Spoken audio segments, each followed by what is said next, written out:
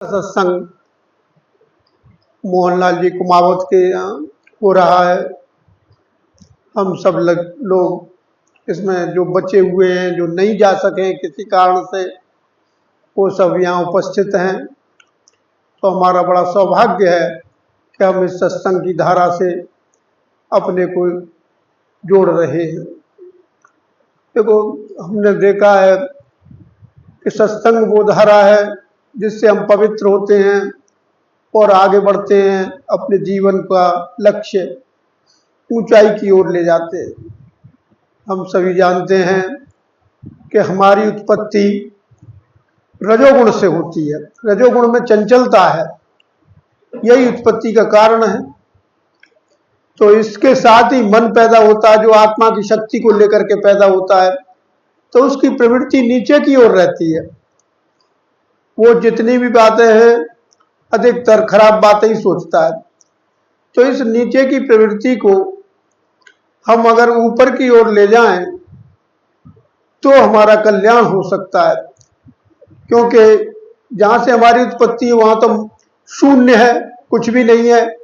जहां कुछ भी नहीं है वहां से हमारी उत्पत्ति है। तो हम उसी पे पहुंच सकते हैं जहां पर महाशून्य, शून्य की स्थिति में पहुंच सकते हैं, जहां से कुछ भी नहीं है और इस जगत का निर्माण एक तरह से शून्य से हुआ है। तो जब हम इसको मोड़ देते हैं, इसकी शक्ति को, गुरु की शक्ति लेकर के, तो ये ऊपर की ओर चलने लगता है और धीरे धीरे करके हम गुरु की शक्ति को लेकर के ऊपर चलते जाते हैं। अनेक जो है मन को आगे बढ़ाते जाते हैं। मन के बाद चित्त में हमारा ध्यान लगता है। चित्त का मतलब है कि मन का एक शुद्ध रूप, योग चित्त वृत्ति निरोध है। उसमें हमारी चित्त की वृत्तियां निरोध होने लग जाती हैं और हमारी बुद्धि रितंबरा बनती है। सोचने समझने की शक्ति उसमें आती है, शुद्ध होती है। और बुद्धि के बाद हम अहंकार जो हमारा है, अहम तत्व, उनसे ही हम उसको भी विलीन कर देते हैं और परमात्मा के द्वार पर जाकर के खड़े हो जाते हैं। तो हमारे गुरु महाराज ने यही साधना बताई कि अगर इस तरह से चलोगे, तुम इसी जीवन में लक्ष्य को प्राप्त कर सकते हो, मोक्ष को प्राप्त कर सकते हो। मोक्ष का अर्थ है कि चिंता रहित हो सकते हो, आपको राग द्वेष कुछ व्याप्त नहीं होगा और गुरु के चरणों की सेवा करते हुए, गुरु की ज्योति लेते हुए आप वहां तक पहुंच जाएंगे। रामाश्रम सत्संग का उद्देश्य यही है कि प्रत्येक व्यक्ति को उसको लक्ष्य पे पहुंचाना, उसको मोक्ष धाम पर पहुंचाना। मोक्ष तो मरने के पश्चात होती है, लेकिन मोक्ष का अर्थ है कि चिंता रहित हो जाना, निश्चिंत हो जाना, संसार भी चलता रहे और हम भी चलते रहे। तो उस स्थिति में हम पहुंच जाते हैं। हम एक तरह से अकाली हो जाते हैं, जहाँ काल का भय नहीं रहता। आत्मा ही आत्मा दृष्टिगोचर होती है और हम उस आत्मा के निकट, जो कि ऊपर की तरफ जा रही है, कहते हैं, कबीर कहते हैं, सतगुरु मारा तीर पार निकस गया रे। मेरे सतगुरु मारा तीर पार निकस गया रे। पार निकसने का मतलब है कि हम उस महाशून्य, शून्य की स्थिति में पहुंच गए। वहां कुछ भी नहीं है, उस स्थिति में पहुंच गए। शून्य से उत्पत्ति है, तो इसी की तरफ हम आगे बढ़ते जाएंगे और हम पहुंचते जाएंगे। यही हमारे साधना का लक्ष्य है और इसी जन्म में हम रामाश्रम सत्संग का आने का अर्थ यही है कि हम जो है मोक्ष को प्राप्त करें, आनंद को प्राप्त करें। जो हमारे गुरुओं ने प्राप्त किया था उसमें ही हम जाकर के लीन रहें। हम देखते हैं कि एक बार हमारे कलाम साहब जो राष्ट्रपति रह चुके हैं, वो भी साइंटिस्ट तो थे ही और हमारे देश की मजबूती के लिए उन्होंने काम किया। मिसाइल से ऐसी योजनाएं उन्होंने स्थापित की। साथ में बहुत बड़े संत भी थे, इसमें कोई शक नहीं है। तो उन्होंने एक बार पूछा अपने पिता से, पिता की मित्रता जो रामेश्वरम मंदिर के जो पुजारी थे, मुख्य पुजारी, उनसे मित्रता थी, तो वो उनके संपर्क में रहते थे। तो उनसे पूछा कि पिताजी, प्रेयर से, प्रार्थना से क्या हो जाता है? तो उन्होंने उत्तर दिया कि प्रार्थना से मनुष्य धर्म जाति से ऊपर उठ करके ब्रह्मांड से अपना ब्रह्मांड से संबंध जोड़ लेता है। कॉस्मोस लिखा है, कॉस्मोस से संबंध जोड़ लेता है। तो वो एक, उन्होंने, उनकी बात उसमें उनके दिमाग में जम गई। और बाद में आप जानते ही हैं, एक बार की बात है कि राष्ट्रपति भवन में मीटिंग होने को थी, 500-700 आदमियों का इंतजाम था, नाश्ता पानी का इंतजाम था, बादल छाए हुए थे। तो कलाम साहब ने दुआ मांगी कि हे ईश्वर, तुम जो है जब ये काम निबट जाए तभी वर्षा करना, और ऐसा ही हुआ। तो इससे पता लगता है कि हमारी शून्य से उत्पत्ति, और उस शून्य को ही प्राप्त करने के लिए विचार शून्य, मन थिर, वचन थिर, ये सब हो जाए। ऐसे ही हमारे गुरु से प्रार्थना है। और इस सत्संग को हम करीब अभी गुरु प्रार्थना करेंगे, इसके बाद में ईश प्रार्थना होगी। और हमारी प्रार्थना में ही सब कुछ स्पष्ट है, कहीं भी कोई परेशानी नहीं है। प्रार्थना हमारी स्वयं ही स्पष्ट कर देती है कि हमें क्या करना है। वो ईश्वर को गुणागार बताती है, उधर निर्गुण भी बताती है, दोनों ही बातें हैं। ईश्वर को अजेय बताती है, गौतीत बताती है, जो इंद्रियों से परे बताती है। ये सारी बातें ईश्वर के गुणों की हैं, तो वही हम प्राप्त करें। ईश्वर सब में व्याप्त है, हर वृक्ष में, हर एक जगह, हर स्थान पर व्याप्त है। वह अदृश्य शक्ति हमको बड़ी प्रेरणा देती है और आनंद देती है। उस शक्ति को प्राप्त हेतु हमें अभी 15-20 मिनट की साधना करनी है। साधना मतलब अपने को साधना है, उसको ईश्वर की ओर हमें उन्मुख करना है, अपने मन को। यही हमारी साधना का लक्ष्य है। अब हम जो है प्रार्थना प्रारंभ करेंगे, गुरु की प्रार्थना को, और उसके बाद में ईश प्रार्थना को प्रारंभ करेंगे।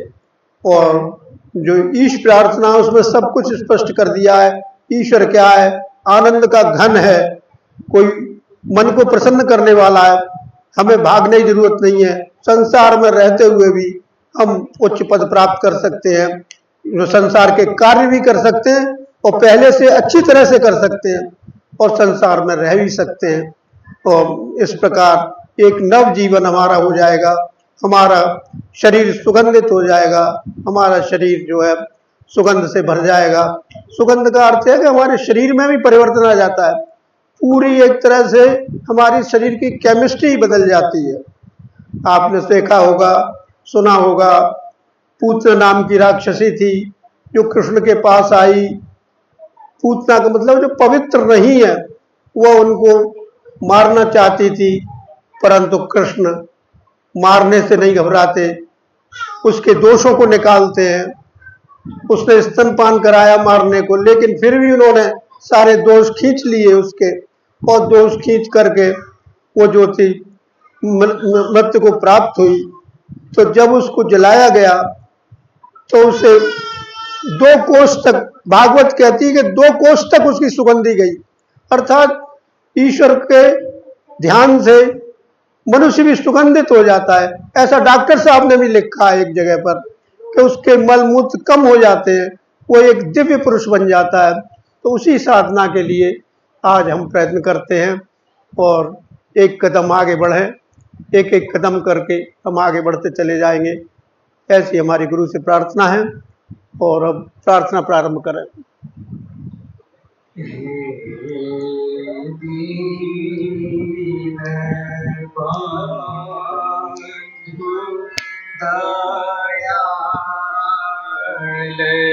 गुरु तेरी भांति तव गुण गाऊं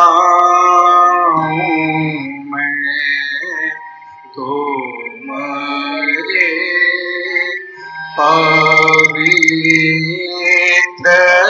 चरित्र के ही नाथ कही के सुनाऊं मैं। जे पावन है मेरी गुरु नाम कैसे लीजिए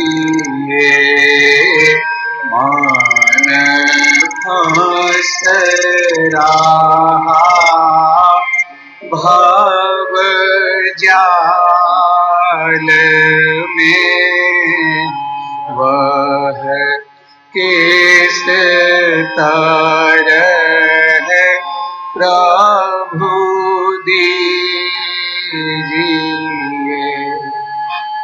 दान धान्य माया रूप है क्यों कर न्योछावर कीजिए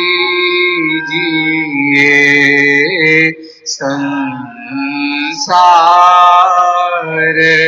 सागर में फंसा गुरु ध्यान कैसे कीजिए। तन कैसे अर्पण कर सकूं यह तो महापापी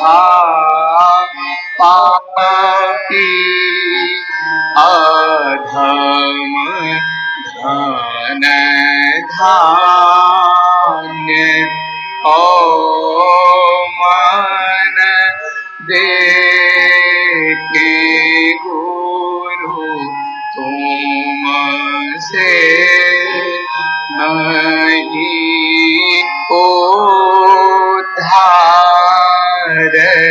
हम। श्रद्धा सुमिरनी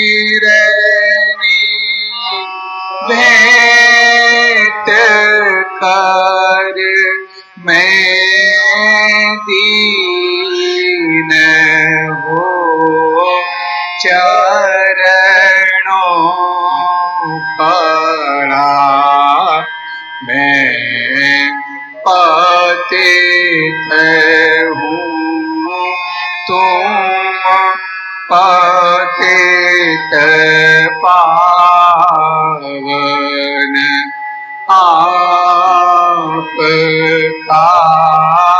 है आसरा। भाव सिंधु में हूँ फंस रहा गुरुदेव मुझे उठाइए। गरीबाह दीनानाथ अपराधी को पार लगाइए।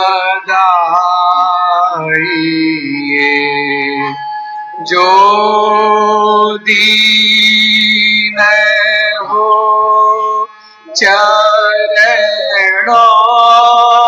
पड़े हे नाथ वे सारे तरे तेरा भिखारी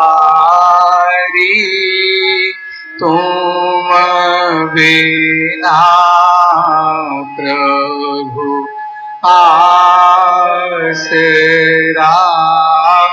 किसका करे।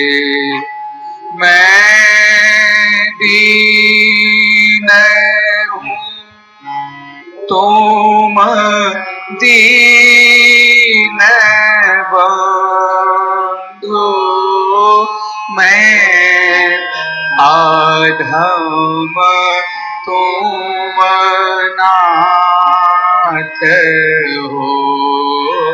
मैं हूँ अनाथ कृपा निधान, तुम अनाथों के नाथ हो। माता पिता सुत भ्रात भार्या कोई साथ न जाएंगे, उस पाक भी नरक में कोई न हाथ बटाएंगे। यह सोच के तब शरण आया, अब ठिकाना है नहीं, बस पार कर दो मेरी नौका, और अपना है नहीं। हे जगन्नायक विश्व विनायक, हे जग जीवन के जान हे दुख भांजन जान मान रंजन, जय जय आनंद के घन हे। गुरु पे माता सब जग त्राता, मनुज रूप नर नागर है, हे निर्गुण है निराकार, प्रभु निर्भय निगम निरंजन है। व्यक्त तुम ही अव्यक्त तुम ही हो, सत चित आनंद रूप विभो,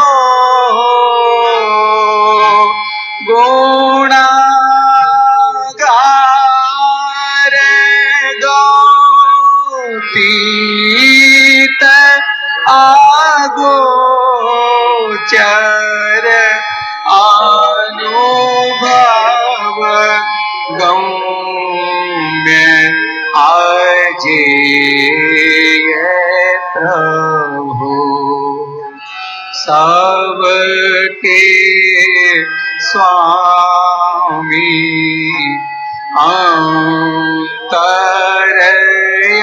अंतरयामी पार ब्रह्म पार मेश्वर है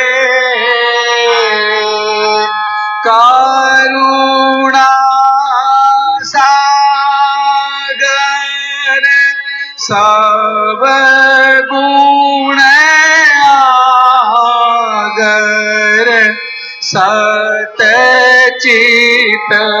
प्रेम निकेतन है हे जगन्नायक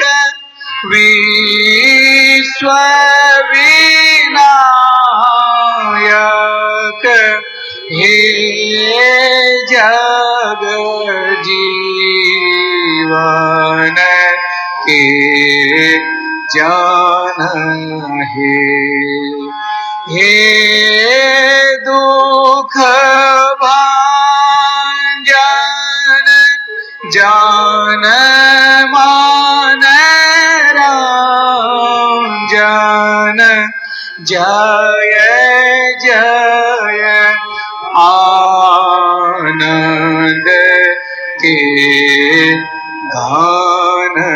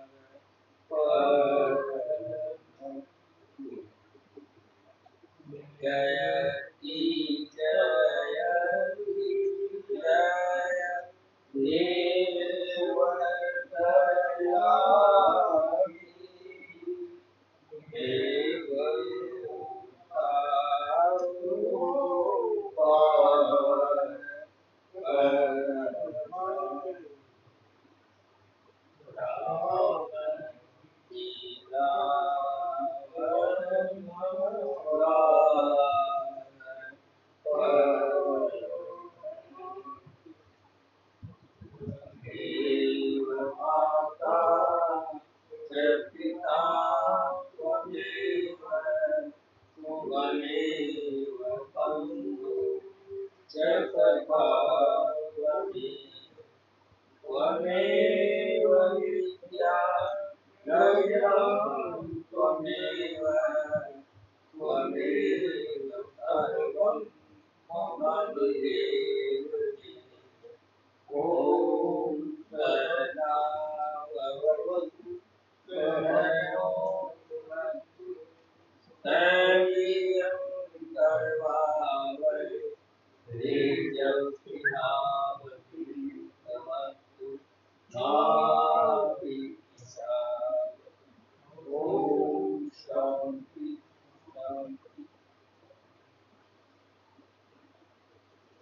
है। देखो, सत्संग का हमने किया, 20 मिनट अभ्यास किया, और एक तो हमें सत्संग निष्कामता से करना चाहिए, पूजा निष्कामता से करनी चाहिए, कोई कामना नहीं हो तो ज़्यादा फल मिलता है।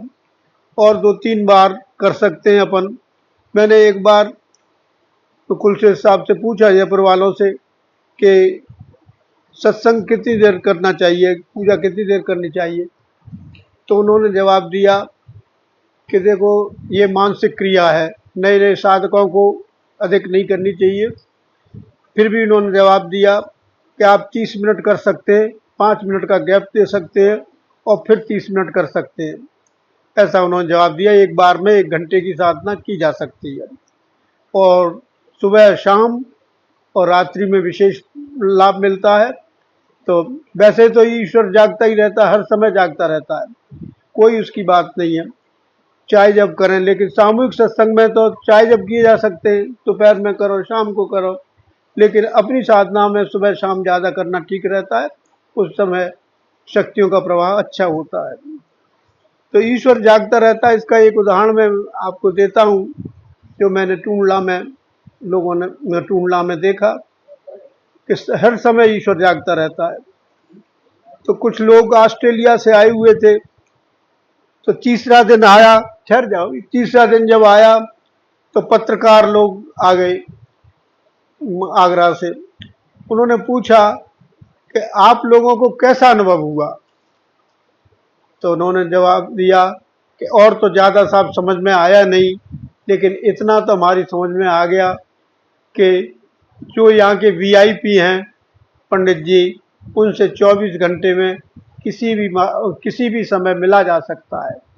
तो इसका अर्थ निकलता है कि ईश्वर 24 घंटे अपनी सेवा देता रहता है। और पंडित जी का स्वभाव ही ये था, 12 बजे रात को मिलो, चाहे जब मिलो, हमेशा वो सत्संगियों का उत्तर देते रहते थे। तो ये कुछ बातें हैं जिन्हें हम ध्यान में रखें, तो हम ज़्यादा सफलता, और ये पद्धति भी एक सी रहेगी, हमेशा बदलेगी नहीं कभी भी। चाहे चाहे अभी हाल का सत्संगी हो, चाहे 10 साल पुराना हो, चाहे 20 साल पुराना हो। क्योंकि हम देखते हैं कि हमने शुरू में ही कुल हमारे अध्यापक ने हमें आ से लेकर ज्ञ तक ज्ञान दिया, और आज हमने एमए हिंदी में कर ली।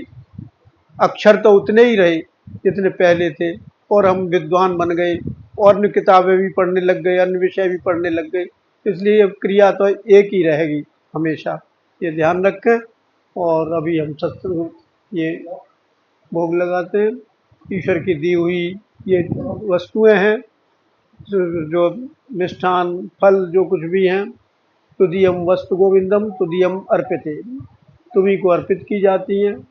2 मिनट ध्यान लगा करके समर्थ गुरु को ये नैवेद्य अर्पण करें, जिससे ये प्रसाद में परिणत हो जाए। 2 मिनट ध्यान करके।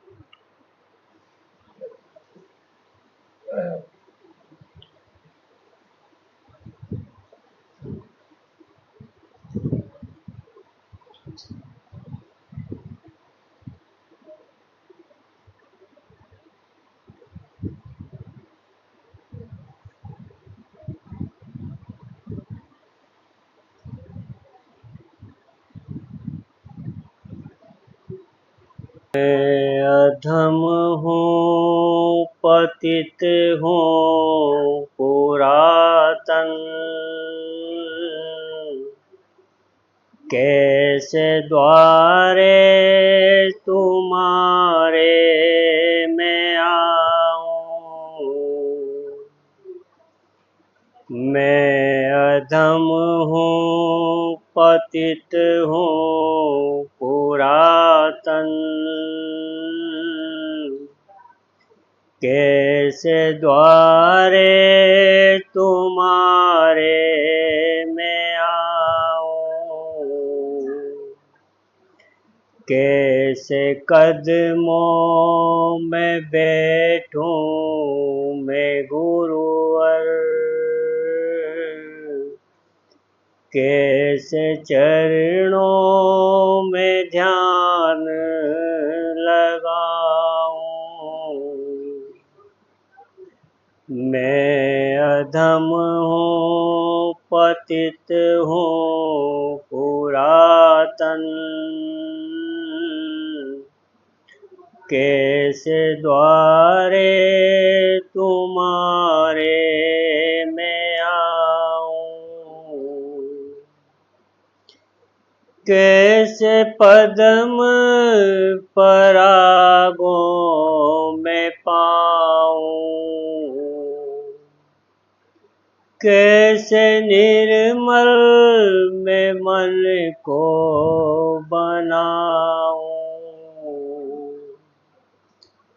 कैसे पद्म परागों में पाऊं, कैसे निर्मल में मन को बनाऊं, कैसे दिल में छवि को बसाऊं, कैसे गुणगान उनका मैं गाऊं, कैसे दिल को छवि को बसाऊं, कैसे गुणगान उनका मैं गाऊं। मैं अधम हूँ पतित हूँ पुरातन, कैसे द्वारे तुम्हारे मैं आऊं, कैसे बन जाऊं प्रेम अधीरा, कैसे मन को बंधाऊं मैं धीरा, कैसे बन जाऊं प्रेम अधीरा, कैसे मन को बनाऊं मैं धीरा, कैसे सौंपूं उन्हें ये शरीरा, कैसे नैनों से नीरे बहाऊं। मैं अधम हूँ पतित हूँ पुरातन, कैसे द्वारे तुम्हारे मैं आऊं। क्या मैं बन के पपीहा पुकारूं, स्वाति बूंद सा उनको निहारूं। क्या मैं बन के पपीहा पुकारूं, स्वाति बूंद सा उनको निहारूं। कैसे जीवन को अपने सवारूं, कैसे जीवन सुधा रस में पाऊं, कैसे जीवन को अपने सुधारूं, कैसे जीवन सुधा रस में पाऊं। मैं अधम हूँ पतित हूँ पुरातन,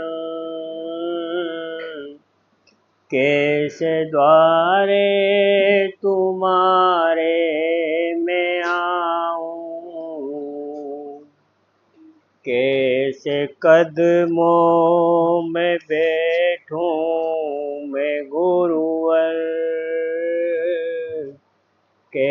ऐसे चरणों में ध्यान लगाऊं।